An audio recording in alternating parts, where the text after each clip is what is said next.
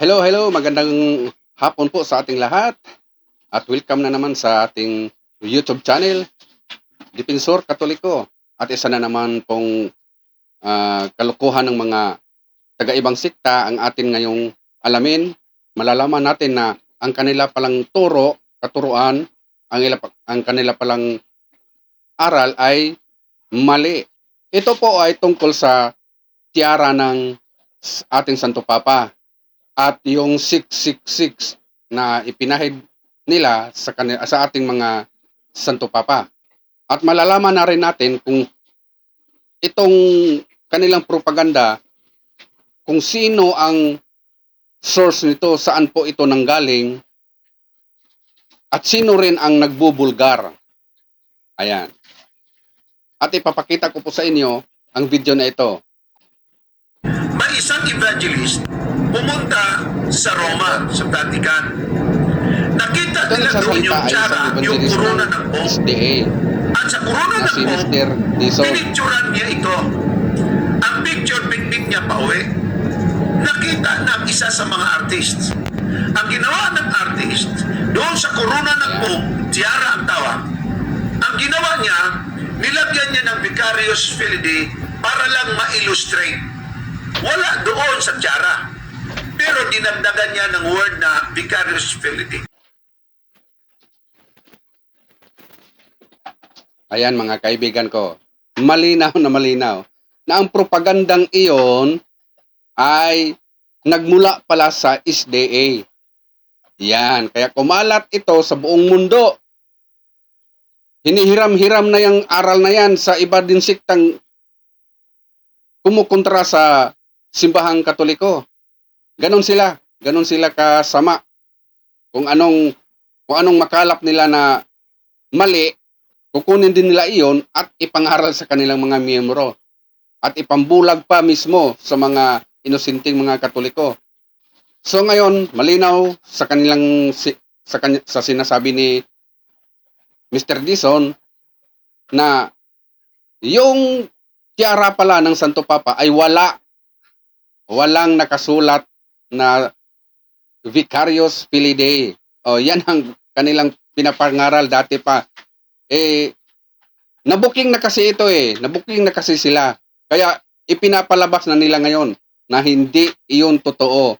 Ngayon, sabi nga sa Biblia, walang tinatago na sa Bisaya pa, mulungtad. Wala yung mulungtad. Yan, ngayon, lumabas na. At totoo naman talaga, mga kababayan, na ang tiara ng Santo Papa, walang nakasulat na Vicarious Filii. Taliwa sa kanilang aral dati na ipinagpilitan talaga nila na mayroong nakasulat. Meron pa nga akong nakausap niyan na meron talaga daw nakasulat na Vicarious Filii. Hindi naman siya nakapunta ng Vatican. Ngayon, ipapakita ko po sa inyo ang totoong tiara ng Santo Papa. Ito po ay kuha ng source ng punto por punto na nandun sa Vatican mismo. Ito po, yan po. Yan. Yan po ang original na tiara ng Santo Papa. Nakikita nyo po ba na may nakasulat na Vicarious Filii? Yan. Wala. Kaya kayong mga naniniwala na ang Santo Papa natin ay 666, magnilay-nilay na po kayo. Ang Vicarious Filii kasi ay isa daw itong titulo. Isang titulo ng Santo Papa na kung susumahin po iyan sa Roman numerals ay magiging 666. Ayan. Ngunit, sa ating pag-aaral po, sa ating pagre-research, base sa kasaysayan, itong Vicarious Filii, nagmula ito kay Emperador Constantino. Ibinigay ito sa Santo Papa sa panahon niya. Ngunit, hindi po ito tinanggap. Yan po ang kasaysayan. Ang tinanggap ng Santo Papa ay Vicarious Christi. Vicar of Christ. Ito po, babasahin ko po sa inyo ang walong titulo ng Santo Papa. Ito po mga kaibigan. Bishop of Rome, Vicar of Christ, Successor of the Prince of the Apostles, Supreme Pontiff of the Universal Church, Primate of Italy, Archbishop and Metropolitan of the Roman Province, Sovereign of the State of the Vatican City, Servant of the Servant of God. Ayan po ang walong titulo ng Santo Papa natin. May narinig po ba kayong Vicarius Filii? Hindi po. Kasi hindi po iyan tinatanggap ng Santo Papa nung panahon ni Emperador Constantino. Ang verse sa Biblia na kanilang ginagamit ay ito po. Revelation 13:18, babasahin ko po. Umpisahan ko po sa 17. At walang maaring magtinda o bumili malibang sila'y may tatak ng pangalan ng halimaw o ng bilang ng nakatumbas niyon. 18. Kailangan dito ang karunungan, maaring malaman ng sinumang matalino ang kahulugan ng bilang ng halimaw sapagkat ito'y bilang ng isang tao. Ang bilang ay 666. Yan po ang kanilang pinapahid sa ating Santo Papa. Ngunit sila na rin po mismo ang nagbulgar na ito hindi totoo. Wala po iyan. Ngayon, sa kanilang binabasa, sa kanilang kinukot na verse sa Biblia, ito'y bilang ng isang tao. O ba? Di ba? Binasa ko na. Ito'y bilang ng isang tao. Na ang bilang ay 666. Isang tao ha, isang tao. Ni isa, kahit mula noon hanggang ngayon, hindi po sila makapagbigay ng pangalan ng ating Santo Papa, ng isang Santo Papa na ang kanyang pangalan ay magiging 666. 266 na po ang ating mga Santo Papa mula kay San Pedro hanggang ngayon. Ni isa wala silang maibigay na pangalan ng isang Santo Papa na magiging 666. Yan ang isang mali nila. Isa pa, isang tao ang sinasabi dito sa Revelation 13:18. Ngunit ang kanilang ipinapalabas na maging 666 ay yung Vicarius Filii na isang titulo daw ng isang tao. Titulo ng Santo Papa. Hindi naman nakasulat dito dito sa Revelation 13:18 na isang titulo ng Papa. Pangalan po, pangalan ng isang tao. Yan ang ano nila eh. Isa pang source natin. Inamin din mismo ni Eli Soriano.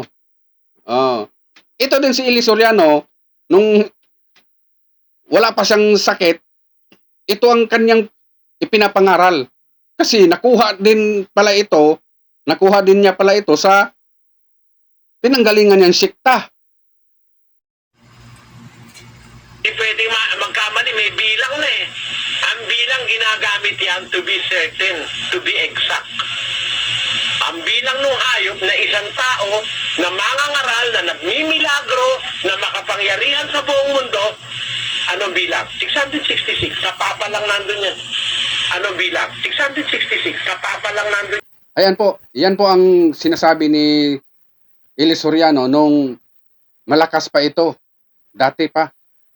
Yan ang kanyang ipinangaral na nakuha din sa ibang sikta na ang Santo Papa ay 666. At bago po siya pumanaw, ay ito po ang kanyang sinasabi.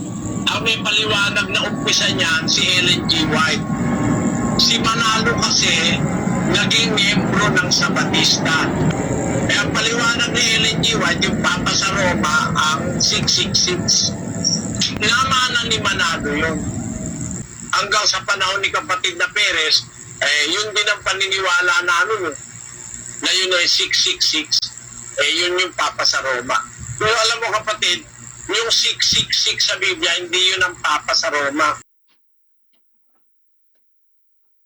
Paniniwala ng 666 ay kinuwenta yung Vicarious Filii Dei.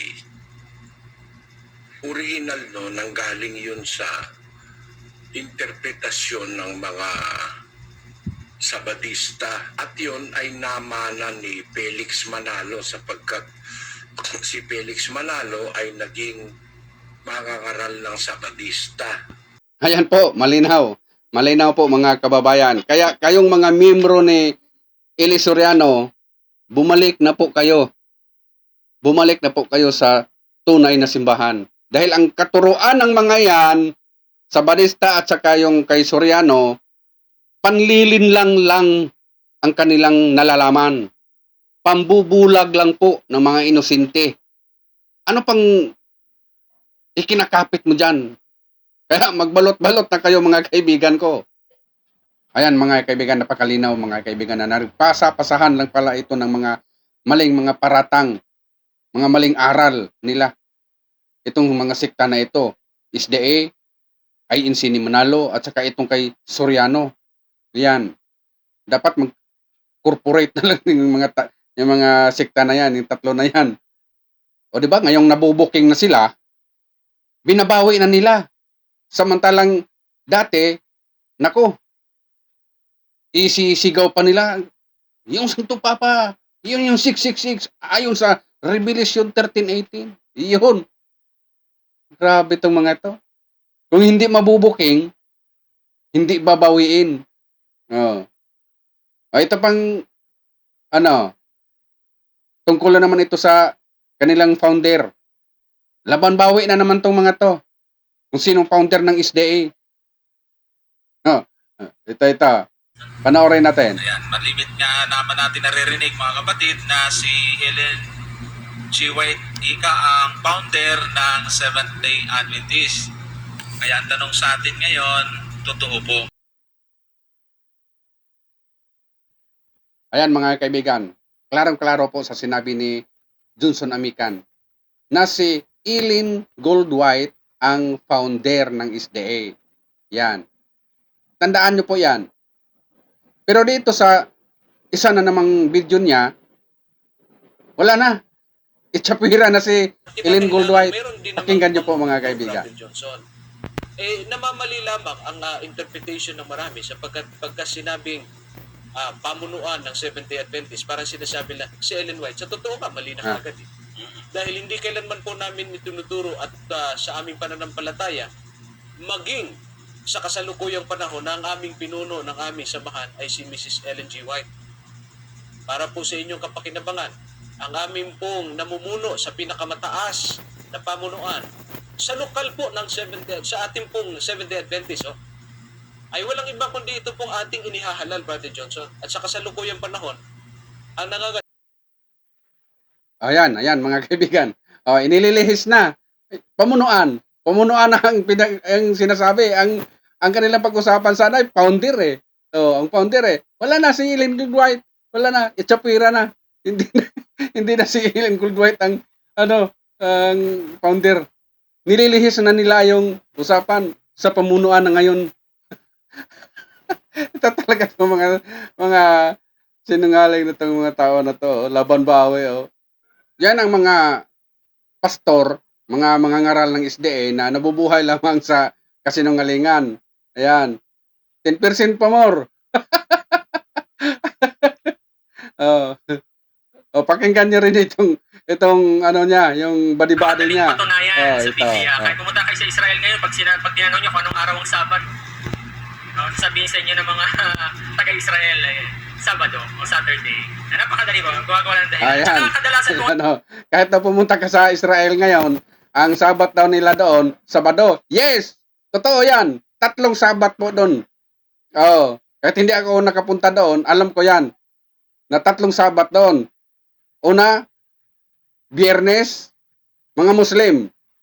Sabado, mga Jewish, hindi SDA. Subukan nyo mga SDA, magsimba doon sa sinagoga ng mga Hudyo. Kung papasokin ba kayo doon? Pangatlo, Sunday, Christian. Yan ang Sabat doon. Totoo yung sinabi na May nagsasabato na Sabado. Hindi Kristiyano. Mga Judaism yun. Kaya mga kaibigan ko, sana may natutunan po kayo sa ating video ngayon na itong mga ngaral ng sa ibang sikta ay mali-mali. Laban bawi. Pag maipit, bawi. Ganun yan mga yan. Kasi itinatayo lang sila ng tao. Period. At maraming salamat sa inyong panonood. God bless po. Mabuhay kayong lahat.